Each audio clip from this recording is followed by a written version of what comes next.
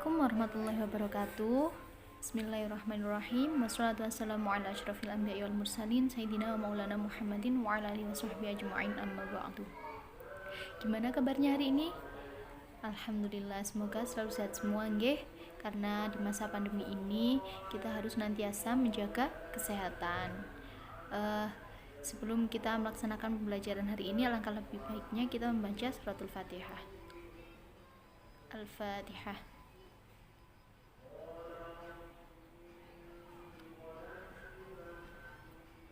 Baik, untuk materi hari ini kita akan membahas tentang ketentuan puasa wajib dan puasa sunnah. Sebelumnya, karena ini pembelajaran daring dan kita melaksanakan pembelajaran via video conference, yaitu dengan video pembelajaran yang nanti akan saya upload di YouTube. Jadi kalian nanti untuk absennya setelah mendengarkan pembelajaran ini kalian komen dan like di YouTube, ya. Setelah itu kita akan melaksanakan pembelajaran ini melalui diskusi WhatsApp group. Nah, sebelum masuk ke pembahasan, Ibu akan menunjukkan peta konsep dan di situ akan tertulis apa saja materi yang akan kita bahas. Yang pertama yaitu puasa. Jadi kita akan bahas tentang ketentuan puasa, mulai dari pengertian, dalil, syarat, rukun, hal-hal yang membatalkan puasa dan hal-hal yang makruh puasa serta hal-hal yang disunahkan pada puasa. Nah, kemudian puasa itu sendiri kan dibagi menjadi dua, yaitu puasa wajib dan puasa sunnah. Nanti di puasa sunnah itu kita akan bahas tentang puasa Ramadan, puasa nazar, dan puasa kafarat. Dan yang kedua kita akan membahas tentang puasa sunnah, diantaranya adalah puasa Syawal, puasa Arafah, puasa Muharram, puasa Senin Kamis, dan lain sebagainya. Nah, dari situ kita nanti akan mengetahui apa saja sih hikmahnya dari puasa tersebut. Nah, untuk yang pertama kita akan membahas tentang materi pengertian puasa dan dasar hukum puasa. Nah, jadi puasa ini dalam bahasa Arab dikenal dengan siam atau shaum, yang berarti menahan atau mencegah. Sedangkan menurut istilah, puasa adalah menahan diri dari segala sesuatu yang membatalkan puasa, mulai dari terbit fajar sampai terbenamnya matahari dengan niat, syarat, dan rukun tertentu yang telah ditentukan sesuai dengan syariat Islam. Nah, dasar hukum untuk perintah melaksanakan puasa yaitu Quran surat Al-Baqarah ayat 187 yang berbunyi wa kulu washrabu hatta yatabayyana lakumul khayt abyadu minal khaytil aswad minal fajr thumma atimmu shiyama ilal lail. Nah, artinya makan dan minumlah hingga jelas bagimu perbedaan antara benang putih dan benang hitam, yaitu fajar. Kemudian sempurnakanlah puasa sampai datangnya malam. Jadi kalau itu adalah dasar hukum atau perintah dilaksanakannya puasa. Kemudian selanjutnya kita akan membahas tentang syarat wajib dan syarat sah puasa. Nah, yang pertama adalah syarat wajib puasa.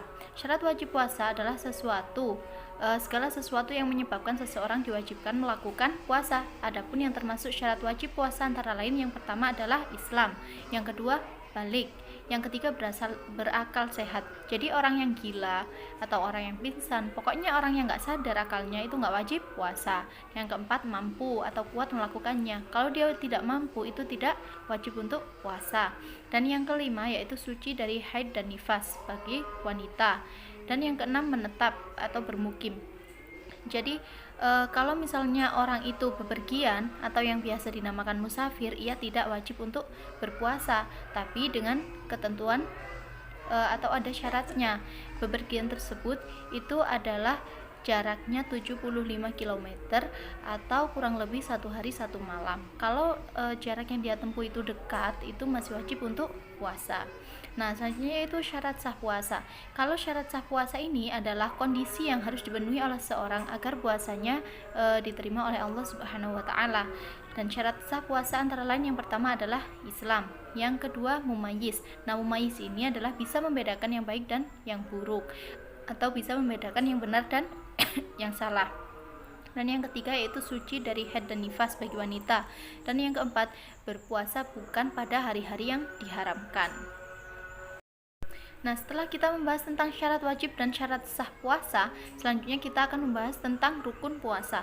Rukun puasa itu ada dua, nggak kayak sholat ya. Kalau sholat kan rukunnya banyak, tapi kalau rukun puasa ini cuma dua. Yang pertama adalah niat. Nah, untuk puasa wajib, maka kita harus berniat sebelum datangnya fajar. Sementara itu, kalau untuk puasa sunnah, niat boleh dilakukan setelah terbit fajar dengan syarat kita belum melakukan perbuatan-perbuatan yang membatalkan puasa, seperti makan, minum, berhubungan dengan suami istri, dan lain sebagainya. Nah, untuk rukun yang kedua, yaitu meninggalkan segala sesuatu yang membatalkan puasa mulai terbit fajar hingga terbenamnya matahari. Nah, dalam melaksanakan puasa ini ada sunnah-sunnah puasa yang dianjurkan untuk dilaksanakan. Nah, orang namanya sunnah itu sangat dianjurkan untuk dilaksanakan. Nah, amalan-amalan sunnah ini itu bisa menambah pahala puasa. Diantaranya yang pertama adalah makan sahur. Jadi yang kedua itu mengakhirkan makan sahur. Nah, untuk orang yang berpuasa itu sebaiknya makan sahur itu agak di akhir-akhir gitu waktunya. Jadi nggak harus jam 2 atau jam 3. Udah akhir-akhir agak mau imsak itu udah nggak apa-apa, yang penting nggak sampai imsak. Nah, yang ketiga menyegarakan berbuka. Tadi kalau sahur kan kita harus mengakhirkan, tapi kalau berbuka itu menyegarakan berbuka. Misalnya kayak anak di pondok itu kan biasanya harus jamaah. Jadi kalau misalnya udah dengar azan, itu boleh dibatalkan dulu, entah itu makan kurma atau minum dulu, kemudian jamaah. Yang penting menyegerakan berbuka dengan membatalkan puasa tersebut. Nah, yang kelima itu membaca doa berbuka puasa. Yang kemudian memberi buka puasa kepada orang lain. Jadi kalau misalnya ada tetangga kita yang kekurangan atau ada orang yang lagi ngemis di depan rumah kita, itu sebaiknya waktu puasa kita memberi makan mereka kalau memang makanan yang ada di rumah kita itu masih sisa lah, maksudnya masih banyak. Kalau misalnya kita berikan itu kita masih cukup. Nah, yang keenam yaitu meninggalkan hal-hal yang dapat mengurangi nilai atau pahala puasa, misalnya kayak berkata jorok, berbohong, dan lain sebagainya. Yang ketujuh yaitu memperbanyak amal soleh, terutama membaca Al-Quran dan bersedekah. Dan yang kedelapan yaitu iktikaf. Bisa dilakukan kalau misalnya kalian mau sholat atau setelah membaca Al-Quran sambil nunggu jamaah gitu, itu bisa dilakukan dengan iktikaf terlebih dahulu. Selain ada hal-hal yang disunahkan dalam berpuasa, ada juga hal-hal yang dimakruhkan saat berpuasa. Nah, kalau hal-hal yang disunahkan kan tadi dianjurkan untuk dilakukan, tapi kalau hal-hal yang dimakruhkan itu sebaiknya tidak dilakukan. Nah, diantaranya yang pertama adalah berkumur-kumur yang berlebihan. Jadi sebaiknya kalau puasa itu kita nggak berkumur-kumur. Iya, memang tidak membatalkan karena kita tidak minum, tapi kan kita juga nggak tahu entah itu air itu bisa ketelan atau gimana, kan kita nggak tahu. Jadi sebaiknya tidak kumur-kumur. Misalnya kalau kita cuma kumur-kumur pas waktu mau wudhu aja, 1 kali, 2 kali, atau 3 kali itu masih nggak apa-apa. Kalau misalnya udah kita berlebihan, kayak misalnya emang sengaja kumur-kumur gitu karena siang-siang itu dahaga gitu ya, itu sebaiknya tidak dilakukan, itu hukumnya makruh. Dan yang kedua yaitu menyikat gigi, bersiwak setelah tergelincir matahari. Jadi sebaiknya untuk sikat gigi dan lain-lain itu sebelum terbitnya matahari atau setelah sahur, sama malam waktu sesudah berbuka atau mau tidur. Kalau siang atau pas waktunya puasa sampai sore, sampai menjelang berbuka, itu sebaiknya tidak gosok gigi atau bersiwak. Nah, yang ketiga itu mencicipi makanan walaupun tidak tertelan, itu sebaiknya juga tidak boleh. Yang keempat, memperbanyak tidur ketika berpuasa. Memang ya, tidurnya orang berpuasa itu ibadah, tapi kalau disengaja seharian tidur mulu, itu malah hukumnya makruh. Sebaiknya tidak begitu, kan kita juga harus bekerja, harus beraktivitas, tidur secukupnya saja. Nah, yang selanjutnya itu berbekam atau disuntik. Nah, kalau berbekam atau disuntik memang tidak memasukkan cairan lewat mulut kita, tidak kita minum atau tidak kita makan, tapi kan juga memasukkan cairan lewat tubuh kita dengan disuntik itu tadi. Nah, sebaiknya itu tidak dilakukan karena hukumnya juga makruh. Yang keempat yaitu sengaja melambatkan berbuka pada waktu sudah tiba. Nah, itu disunahkan untuk berbuka terlebih dahulu. Jadi kita boleh nggak makan dulu, misalnya kita mau sholat dulu, nggak apa-apa, tapi sebaiknya kita dibatalkan dulu puasanya, entah itu kayak minum dulu atau makan kurma dan lain sebagainya. Nah, selanjutnya adalah hal-hal yang membatalkan puasa. Adapun beberapa hal yang membatalkan puasa antara lain yang pertama adalah makan dan minum dengan sengaja. Yang kedua murtad atau keluar dari Islam. Jadi misalnya pagi orang itu tuh masih Islam dan dia berpuasa, kemudian dia berbincang-bincang sama temennya yang luar agama, maksudnya yang bukan Islam. Kemudian dia terpengaruh, dia berbincang-bincang soal agama, kemudian dia terpengaruh, akhirnya keluar dari Islam, maka itu puasanya batal. Yang ketiga itu muntah dengan sengaja. Yang keempat yaitu bersetubuh dan melakukan hubungan suami istri pada siang hari, itu udah jelas ya membatalkan puasa, itu nggak boleh.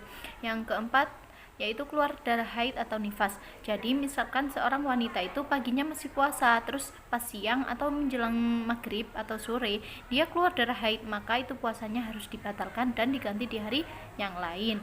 Yang selanjutnya itu keluar air mani dengan sengaja, itu juga membatalkan puasa. Selanjutnya itu merubah niat puasa.